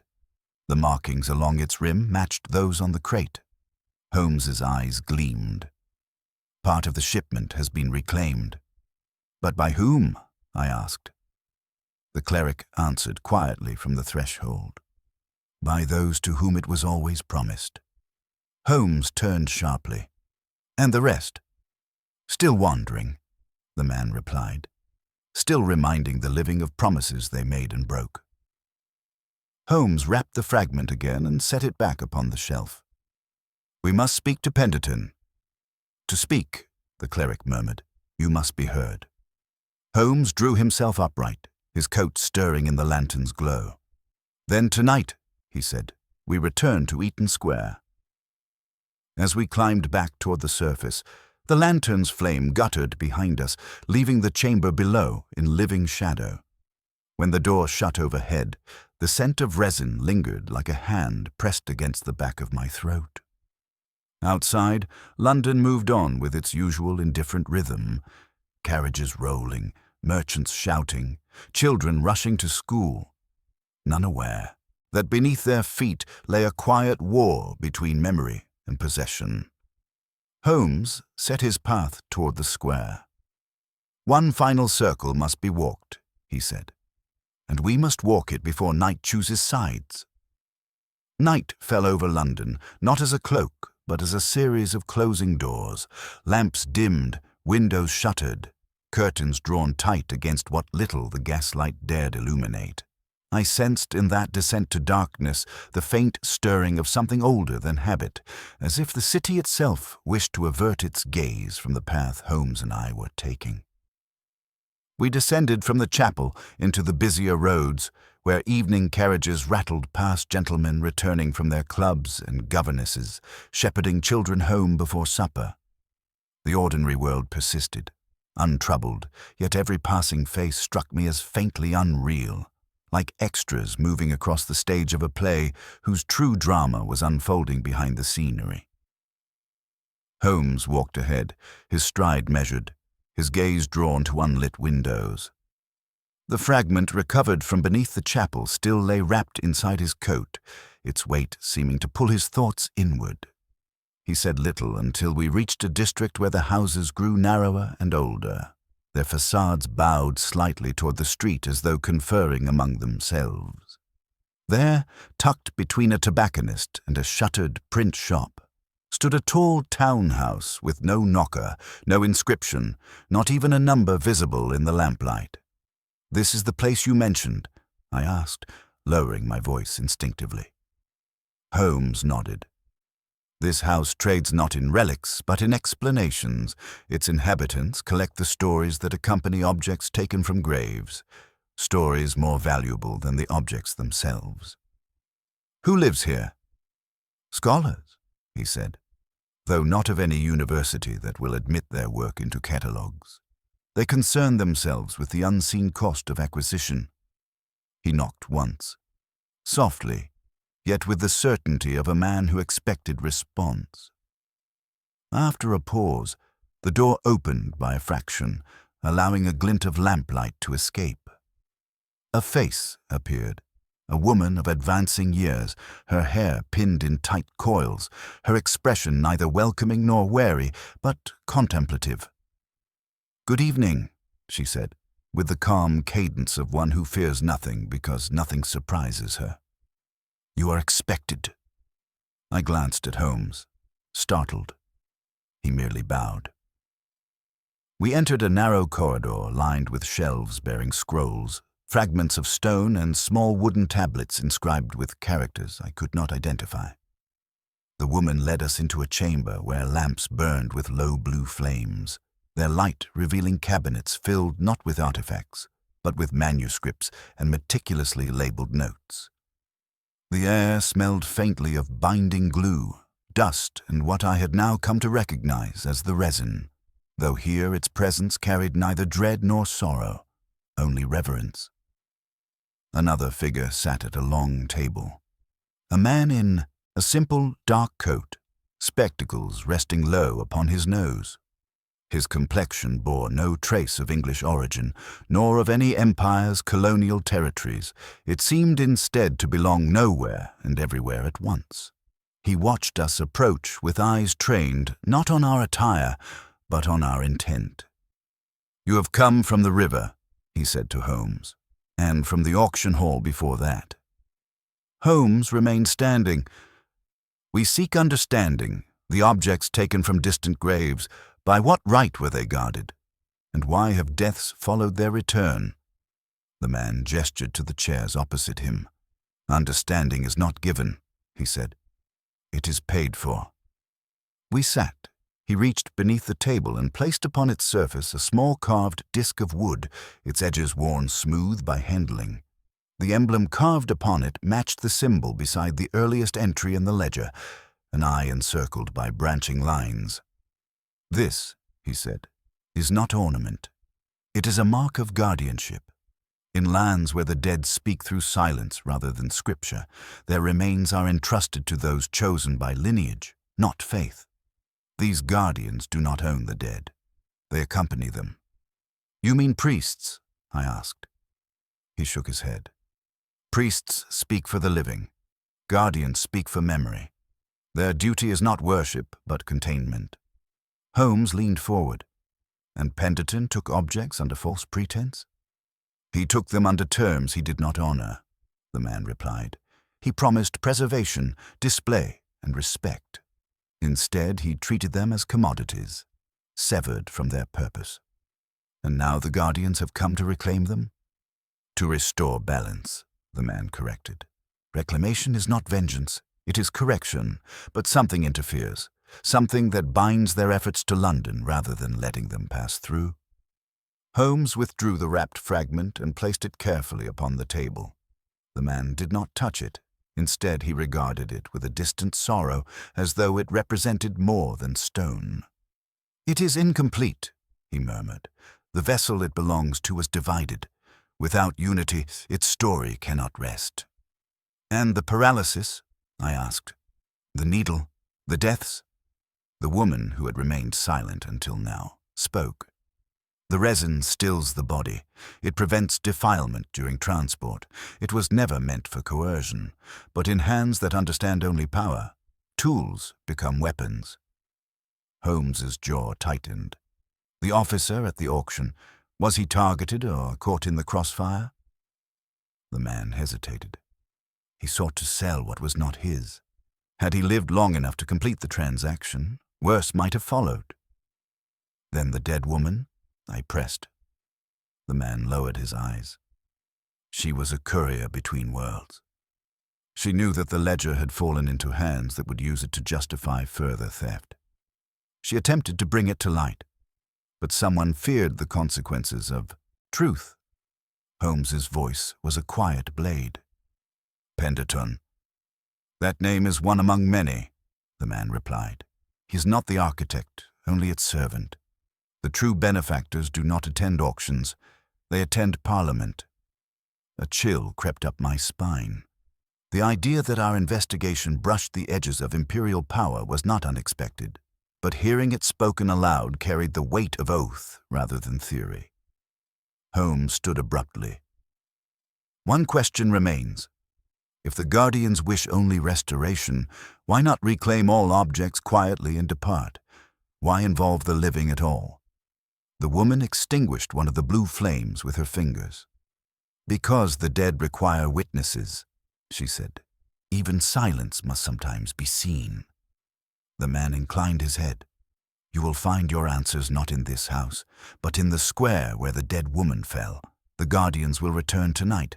They do not repeat their steps without purpose." Holmes bowed, acknowledging that further questions would yield only repetition. We left the house and stepped once more into the night. The streets were nearly empty, though distant lights suggested gatherings in parlors and clubs. The ordinary world persisted, but its presence felt thin, as though reality had narrowed to a corridor of lamplight. Holmes walked without speaking until we reached a wider street that led toward Eaton Square. "You believe their intentions?" I asked. He exhaled sharply. "I believe their grief." "And Penderton?" "He has tethered his fate to things he never understood." We turned the final corner. Eaton Square lay ahead, each lamp-post burning like a sentinel. The scene appeared serene, genteel, impeccable. Yet beneath that calm I felt movement, like the faint tremor of earth beneath an unseen procession. Holmes slowed his pace. "Tonight we observe," he said. "Not as detectives, but as witnesses." I asked what we were meant to witness.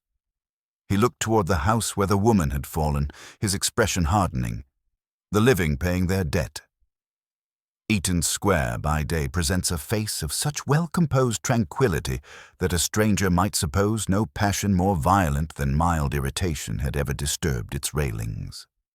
The houses stand in ordered ranks, white fronts gleaming, window boxes tended, doorsteps scrubbed to a marble sheen. Yet it is precisely in such districts, as Holmes has often remarked, that the strongest currents flow beneath the calmest surface. That night, as we approached the square under its circle of gas lamps, I felt as though we were walking toward the stage upon which the invisible threads of the past days were at last to knot themselves. We did not go directly to Spencer's house. Holmes guided me instead to a modest lodging at the corner of the square, whose landlady, an old client of his, agreed without protest to let us occupy a front room that overlooked the railings and the row of townhouses opposite. The room was sparsely furnished: a narrow bed, a cracked mirror, a small table by the window. A single coal fire burned in the grate, its weak glow barely tempering the chill seeping through the glass.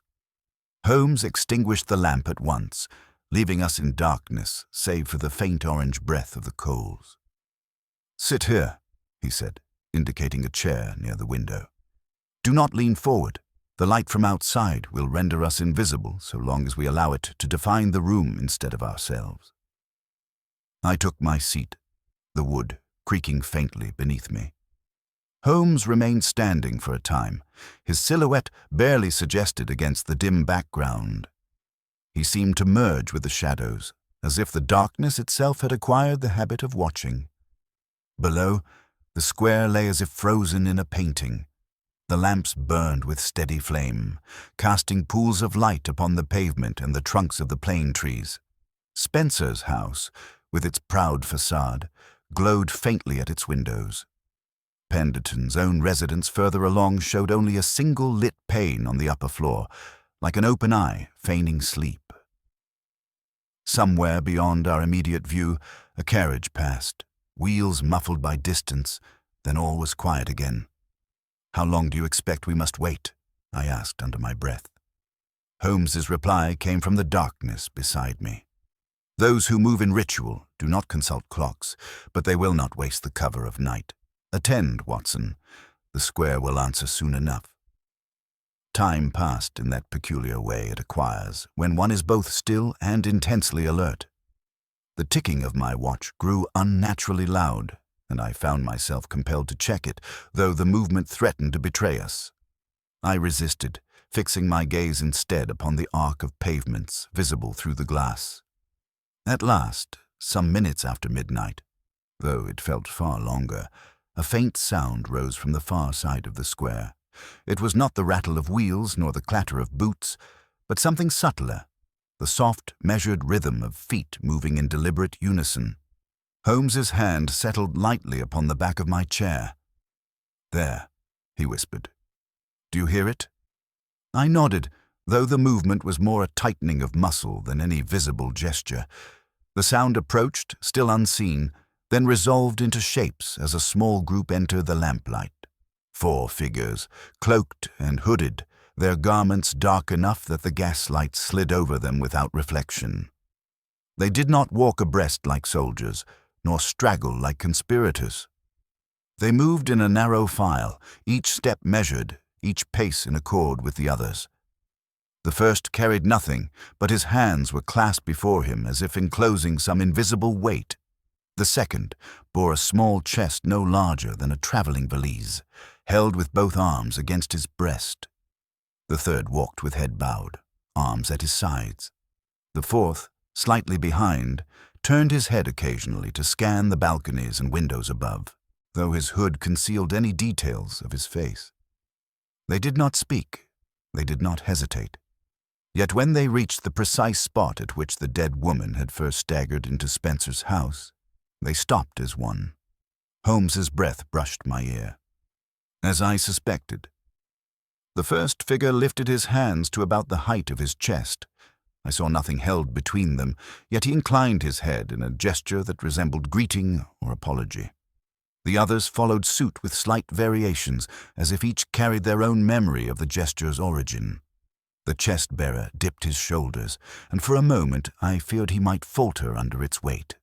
But he recovered, and the group remained there, silent for several heartbeats. Then, as though some hidden signal had passed among them, they turned, not towards Spencer's house, nor towards Penderton's, but to a narrower residence 2 doors beyond Penderton's own, its windows dark, its steps bare. Holmes's fingers tightened reflexively on the chair. "Do you see?" he murmured. "The house that shows no life. That is where the living work for the dead." The group halted at the tradesman's entrance down a short side flight of steps. The door there was plain, unadorned by knocker or brass. The fourth figure produced a key, so slender it glinted like a sliver of bone in the lamplight. The lock turned with barely a sound. One by one, they vanished inside, the chest last of all. The door closed, leaving only the mild shine of the gas lamp above to confirm that anything had happened at all. Holmes remained motionless for several seconds. "Very good," he said eventually, his voice low but carrying satisfaction. "They trust the house more than they trust the man who lives beside it. That tells us much." "About whom?" I asked. "Penderton or the guardians?" "Both," he replied. "Penderton would hide evidence in his own house and call it his privilege. They, on the other hand, hide it where the law's least inclined to look, among the invisible strata of servants and forgotten tenants." He straightened. "We go down," he said. "You intend to follow them into the house?" I could not conceal my unease. "We have no warrant. No invitation." "Invitation?" Holmes repeated softly. "Watson, the dead woman invited us the moment she chose Baker Street as the end of her journey. The guardians have extended that invitation tonight. They have chosen to act in the open, if quietly, rather than vanish with their charges. They desire witnesses, whether they admit it or not." I knew from long experience there was no arguing when Holmes's mind had aligned itself with a course of action so completely. We left the room by the back stair, our steps muffled by threadbare carpeting, and gained the street through a side door. The night air met us with its familiar mix of coal smoke, chilled stone, and the faint iron tang of the city's far-off river. We kept to the dark shadows along the square's perimeter, moving behind the line of trees until we reached the house our cloaked visitors had entered. From the front, it presented the same dignified face as its neighbors, though I now noticed small differences. Paint, more weathered near the lower windows, a faint irregularity in the cornice suggesting repair. Holmes touched the rail lightly with his fingertips, then nodded toward the tradesman's stairs.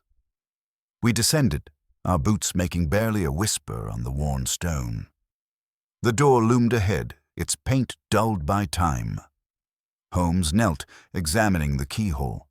He drew from his pocket a small wrap of tools and selected one with practiced ease. "Listen," he said. I held my breath. From beyond the door, faint and indistinct, came a sound that might have been mistaken for distant traffic or a gust of wind. Yet it possessed a cadence no weather could carry, a soft murmur like voices speaking in a language shaped more by breath than by consonants. "Chanting," I whispered. Holmes inclined his head but offered no interpretation. His hand moved with swift economy at the lock. There was no telltale click. Instead, the door yielded with the reluctant silence of something long accustomed to opening only for trusted hands. He turned the knob a fraction and eased the door inward. The interior was dark, the air tinged with the familiar resin scent, now stronger than I had ever encountered it.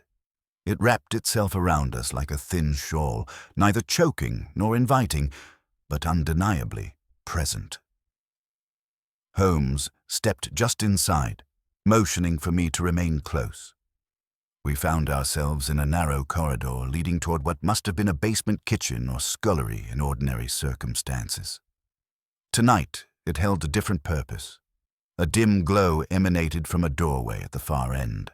Lantern light, muted and steady. The murmur of voices grew clearer, not the pitched tone of conversation, but a low, rhythmic murmur that seemed to rise and fall with each breath. "We must see, not interrupt," Holmes breathed. "If they are innocent, we gain truth. If not, their reaction will prove it." We crept forward until we reached the doorway. Holmes positioned himself so that only one eye could glimpse the room beyond, his body shielding mine. He remained thus for several long seconds, utterly still. Then he shifted a fraction, allowing me the barest view over his shoulder. The room was larger than I had anticipated, its ceiling vaulted in a shallow arch. Shelves lined the walls, upon which rested not pots or utensils, but a series of wrapped bundles, each arranged with symmetrical care. At the center of the room stood a table upon which the chest had been placed and opened. Its contents were not scattered nor examined with greedy curiosity. They had been transferred to a cloth-covered surface, each piece laid out with slow precision. 3 of the cloaked figures we had seen in the square stood around the table. Their hoods were drawn back, revealing faces of varied age and origin, none alike, yet united by a singular gravity. The 4th knelt slightly apart, head bowed, hands resting upon his knees. Between them burned a single lantern whose flame was enclosed behind darkened glass, casting a concentrated circle of light upon the objects. I could see only parts of those objects, the curve of a cracked vessel, the edge of a carved tablet, a slender bone or fragment of ivory. Each piece bore traces of the resin, which glowed faintly under the lantern's focus, lending them an eerie, inner life. The figures spoke in turns, not to one another but toward the table, as if addressing a congregation of unseen listeners. Their words, though softly uttered, were in no tongue I recognized. Yet there was something in the cadence that stirred an odd response in me. Not comprehension, but a sense of structure, as if the sound itself had been fashioned to cradle memory. Holmes's voice reached me as a breath. "They are not conjuring," he said. "They are accounting." "For what?" I whispered. "For the dead," he replied. As we watched, one of the figures produced from within his cloak a small disk of wood, the same emblem we had been shown earlier in the scholar's house. He placed it gently among the objects, then covered everything with the cloth once more. The chanting ceased. Silence fell, thicker than any fog I had known. Then another sound intruded, faint at first, then sharpening, the distant rattle of wheels and the sharper, more authoritative clank of boots. Police boots. Holmes drew back, eyes flashing. "They have come sooner than I expected," he said. "Penderton has played his hand." He closed the door softly, fingers already searching for another way out. In that instant, as the first echo of a policeman's whistle drifted down the tradesman's stair, I understood that the night's procession had not been the culmination of events, but the prelude to their collision. "Watson!" Holmes said, his voice calm despite the quickening pace outside. "We must decide whether we stand with those who broke the law or with those who broke faith." Before I could answer, a lamp flared in the passage above, and the shadows at the foot of the stairs sprang suddenly to life. The glow from the stairwell swelled until its light pressed against the shadowed corridor where Holmes and I stood, each footfall above punctuated by the hard certainty of authority. The unmistakable rhythm of police boots descended toward us, accompanied by terse phrases exchanged between men who had not come to negotiate, but to seize. Holmes placed 2 fingers lightly upon my sleeve, not in warning, but in calculation, then guided us silently backward down the dim passage, the resin-scented air tightening around us like a closing hand. "We are not here to flee," he murmured, "but neither shall we be discovered as trespassers in the company of the accused. A witness unseen is worth more than a suspect in custody." The corridor branched to the left, and Holmes steered us into a narrow alcove shrouded behind a half-hinged door. I felt the rough grain of unpainted timber against my shoulder, and the coal-dust smell of old storage chests filled the cramped space. Through the slight crack of the door, I could still see the faint glow of the lantern in the room where the cloaked figures arranged the sacred fragments. Their silhouettes moved with unhurried solemnity, not panicked but resigned, like priests who have rehearsed their martyrdom. Holmes controlled his breathing, exhaling in measured increments. The boots reached the bottom of the stairs. "Halt!" a voice commanded. "Fan out. Check every door. We have information that stolen property is being held on these premises. Official orders from Lord Penderton's solicitor." The words struck me as cold confirmation of Holmes's suspicions.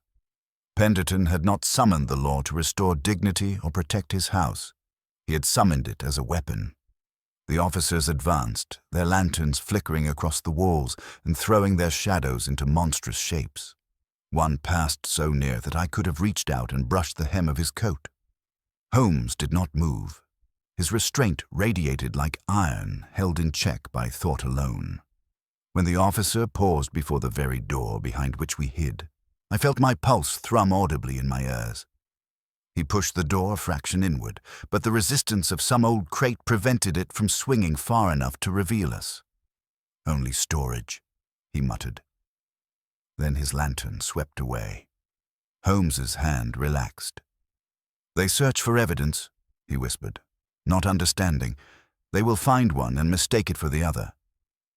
The officers reached the main chamber. "You there, step away from the table." The command cracked through the air like a pistol shot. The chanting figures slowly turned, neither submitting nor resisting, but standing in solemn stillness. One lowered his hood. His face was drawn, but calm, as though the moment had been foreseen. "These objects do not belong to the Crown," he said quietly, "nor to those who traded in false promises. They will be returned to their rightful rest." "That is not for you to decide," the sergeant responded. "You are in possession of stolen artifacts. You will surrender them at once." Holmes leaned close to my ear. "Observe." Another officer stepped forward and reached for the shrouded bundle on the table. The nearest guardian did not strike him back, nor lunge, nor utter curse or incantation. He merely placed his hand softly upon the cloth, palm open, as one might soothe a restless child. The result was immediate. The officer recoiled, his arm convulsing as though struck by a wave of cold paralysis. He staggered backward, breath seized in his chest. "It is the resin," I whispered. "It reacts to touch, perhaps only to those who approach with force." Holmes shook his head. "Not the resin. The reaction lies in the man, not the object. His intent collided with its purpose." The sergeant, mistaking the moment for hostility, raised his truncheon. "Seize them! They are resisting arrest!" The officers surged forward, and in the ensuing commotion, Holmes drew me away from the alcove. We moved along the wall like shadows, fleeing the very light that defined them, until we reached a narrow stone passage descending further below the basement.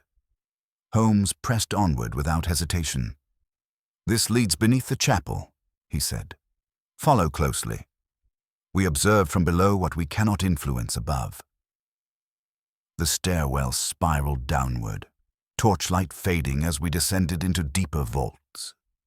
The walls changed from brick to stone, rough-hewn and ancient, the air cooler, each footstep echoing like a spoken vow. Ahead, a faint glimmer of light, steady, muted, beckoned from a chamber beyond. Holmes slowed, motioning for silence. We stepped forward, and the tunnel widened into a room unlike any we had seen above, a crypt not of Christian burial, but of layered histories. The walls were carved not with crosses or epitaphs, but with symbols etched in spirals and interlocking lines. The lantern that lit the chamber hung from a wrought iron hook, its flame concealed behind smoked glass that cast no shadows, only diffuse illumination. Upon long stone shelves lay bundles wrapped in cloth, each marked by the same curved emblem from the ledger. Some appeared recently placed, others bore the deep-set discoloration of years. Holmes moved reverently between them, as though afraid his mere presence might disturb their fragile peace. He touched nothing. He only watched. "These," he murmured, "are the pieces reclaimed, and this place, their sanctuary before final transit." I felt a chill unlike any London night could produce. The chamber bore no atmosphere of ritual spectacle. It felt like a waiting room for the silenced. Holmes withdrew the fragment he carried and held it slightly above the nearest stone shelf. "This belongs here," he said, "not in museums or auction halls or the coffers of men who mistake possession for legacy." I studied his face in the lantern's muted glow.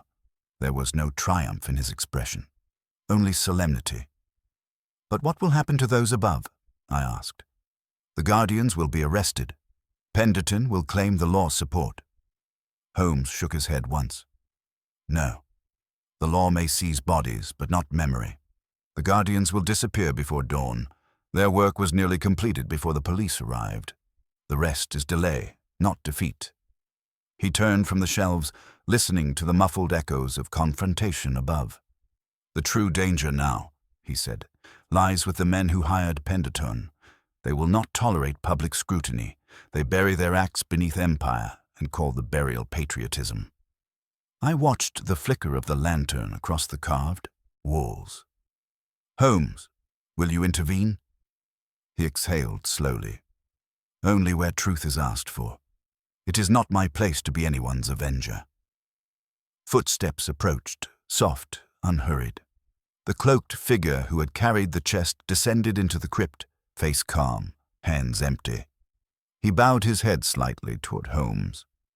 "You have come far enough." Holmes met his gaze with equal steadiness. "We seek only to understand what must be returned and why." The guardian lifted a hand toward the shelves. "They return not because they were stolen, but because their stories were cut short.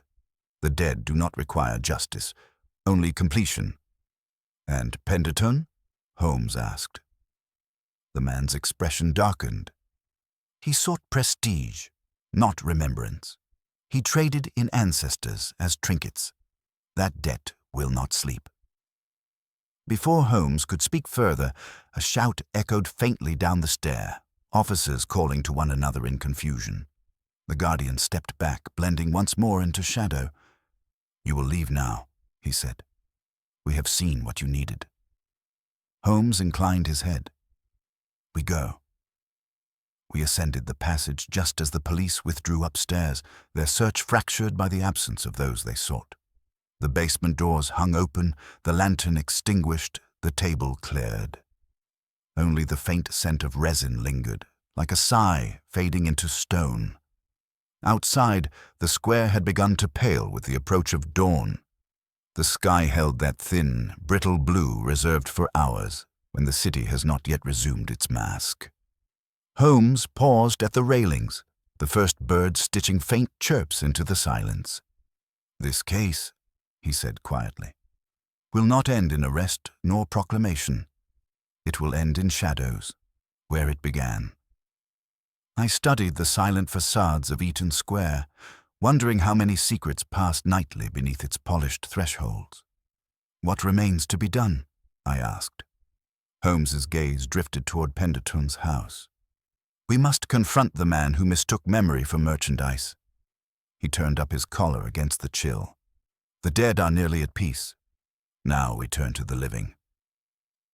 The sky above Eaton Square had barely shaken off the last shreds of night when Holmes and I approached Pendleton's residence, the railings still slick with dew, the lamps extinguished but not yet cool.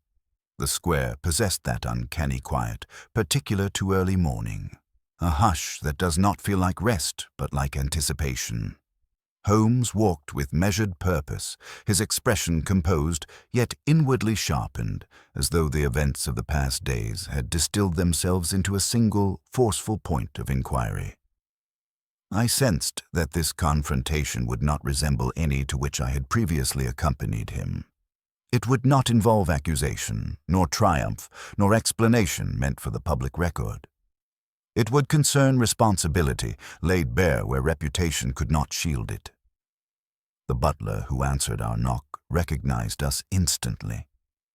Flicker of something, not fear, but a guarded caution, crossed his face. Holmes presented his card without ceremony. "Lord Pendleton will receive us," he said. The butler hesitated. "His lordship is unwell." Holmes stepped across the threshold before the man could object. "Then our visit is timely." The butler bowed his head in reluctant acceptance and led us down the corridor to Pendleton's private study, the same room we had glimpsed days prior, where maps of foreign territories adorned the walls and ash from a foreign cigar still lingered in a dish. The door was ajar. Pendleton stood at his desk, shoulders rigid, hands gripping its edge as though bracing against a storm only he could see. He looked up as we entered, and in the pallor of his face I saw the erosion of confidence. Nights without sleep had carved shadows beneath his eyes. His once immaculate collar had wilted. Even the tailored precision of his waistcoat now appeared a costume worn by a man who no longer knew whether he held the stage or the gallows. "Holmes," he said, voice low, "I have no time for inquisitions." Holmes closed the door behind us with deliberate calm. "We are not here for an inquisition," he replied. "We are here because the consequences of your actions have reached beyond your control." Pendleton's jaw tightened. "You presume much." "I presume nothing," Holmes said. "I state what the facts dictate." Pendleton's gaze shifted to me, then back to Holmes. "If this concerns the chaos of last night, the police acted within their rights." Holmes's expression did not change. "The police acted because you prompted them. You hoped their presence would scatter the guardians and recover the artifacts before questions could be asked. Instead, you unmasked your fear and exposed your involvement." Pendleton exhaled sharply and turned toward the window, his silhouette framed against the pale morning light.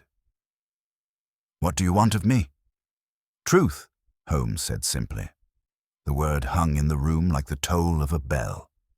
Pendleton remained facing the window. Truth is a fragile thing in matters of empire. Too much of it, and the entire structure collapses. "Then perhaps the structure deserves collapse," Holmes replied quietly. Pendleton spun around, anger momentarily igniting his eyes. Spoken like a man who has never governed a district, never commanded men, never carried the weight of decisions that might doom thousands. "You speak of truth as though it were a luxury." Holmes stepped closer. "Truth is not luxury, it is burden, and you traded yours for influence." Pendleton's breath caught. He sank into his chair as though struck. "You misunderstand," he said, now speaking with the exhaustion of a man surrendering not to authority, but to inevitability. "It was supposed to be symbolic, a gesture, a coalition of collectors and statesmen. They wanted artifacts to display, to impress donors, to justify expansions. I did not intend harm." "And yet harm followed," Holmes replied. "The dead woman at Spencer's house, the paralyzed officer, the guardians forced into open confrontation, and the ledger, your ledger, kept not as record but as bargaining chip." Pendleton rubbed his brow. The ledger was meant to remain private, a catalogue of obligations, nothing more. Obligations, Holmes repeated. To whom? To the Crown? To private investors? To the scholars who warned you that some objects were not meant to travel without those who guarded them. Penderton looked up sharply. You know of them? Holmes's eyes narrowed. More than you imagine. A heavy silence settled. Penderton's fingers trembled as he reached for the decanter on his desk, pouring himself a measure of brandy. He did not offer any to us. His hand shook so violently that a few drops splashed onto the polished surface. They told me, he said, voice hollow, that removing the vessels without their keeper would disturb their order. I dismissed it as superstition, a tale told to preserve a monopoly. And now? Holmes asked. Penderton swallowed hard. Now I no longer know what I believe. The man's defenses were crumbling. Holmes pressed gently. The woman who died in your hall, did she attempt to warn you? Penderton shut his eyes. When he opened them again, they shone with a grief that seemed genuine. She wrote to me, yes. The letter was unsigned, but I recognized her handwriting. She had once served as translator among the Guardians. She said the ledger had been stolen and that the Guardians believed I intended to sell what I had promised to safeguard. And did you? Holmes asked. Penderton did not reply. Holmes spoke softly, but with unmistakable gravity. Your silence is answer enough. Penderton gripped the sides of his chair as though the earth beneath him were tilting. You do not understand, Holmes, he whispered. England demands growth. Investors demand returns. Parliament demands justification for the campaigns abroad. If we return every relic, every artifact, every symbol of foreign history, we invite the question of why we ever went. Holmes's voice was ice. Perhaps that question should have been asked long ago. Penderton sagged back. You speak from safety. I speak from necessity. Holmes stepped closer, standing over him not with triumph, but with a kind of sorrow. Necessity does not absolve wrongdoing, he said, nor do intentions forgive consequences. Penderton's breath shuddered. Then what becomes of me? That, Holmes replied, depends upon you. Penderton looked up, confused. Me? Holmes folded his arms. The Guardians have reclaimed what they could. Some remains will find their passage home, others will not. But the ledger, the full truth of your dealings, remains a danger. Not to you alone, but to all who participated. Penderton swallowed. You mean to expose me? Holmes shook his head once. I mean to give you a choice. Penderton stared. Return the remaining vessels voluntarily, Holmes continued. Surrender the ledger to those who can ensure its contents do no further harm. Resign your commission and withdraw from public affairs. Do this quietly, and the Guardians will let the matter end. And if I refuse? Holmes's voice softened to something almost pained. Then you will not fear the law. You will fear memory. Penderton's face drained of color. He bowed his head into his hands, shoulders quaking, not with sobs, but with the weight of a man cornered by truth at last. Holmes stepped back, allowing him the space a condemned man affords himself before decision. For several long minutes the study was silent, except for the faint ticking of the clock above the mantelpiece. At last, Penderton lifted his head. His voice, when he spoke, was thin. I will do as you ask. Holmes nodded once. It is not for me, he said. It is for those who can no longer speak. Penderton closed his eyes. Holmes turned toward the door. Come, Watson, he murmured. Our work here is done. As we stepped out into the chill morning air of Eaton Square, I felt a curious lightness. Neither triumph nor relief, but something quieter, more solemn. The gas lamps, extinguished moments before, now stood dark and inert, no longer guardians of the night. Holmes paused at the railings, looking back at Penderton's house. The dead, he said softly, demand only that we remember them rightly. He turned, and sometimes, he added. That is the greatest justice of all.